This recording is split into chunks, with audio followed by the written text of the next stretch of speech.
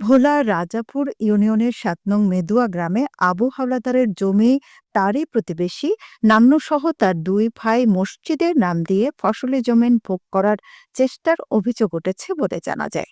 ঘটনার সূত্রে জানা যায়, দীর্ঘ ৫০ থেকে ৬০ বছর আবু হাওলাদারের পরিবার ফসলি জমিন ভোগ করছেন। কিছুদিন যাবৎ তারই প্রতিবেশী নান্নুসহ নান্নুর ২ ভাই আবু হাওলাদারের ভোগকারী জমিন দখল করার চেষ্টা চালায়।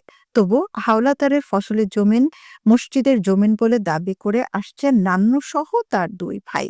উল্লেখ্য, নান্নুর নেতৃত্বে ফসল লাগানো জমিনে ফসল অবস্থার টিলা দিয়ে মহি চাষ করে ফসল নষ্ট করে ফেলে নান্নুর সহযোগীরা। এইদিকে ঘটনার কথা শুনে ইলিশা তদন্তের কেন্দ্র পুলিশ ঘটনাস্থলে যায়। পুলিশ আসার খবর পেয়ে ঘটনাস্থান থেকে সরে যায় নান্নু সহ তার ২ ভাই।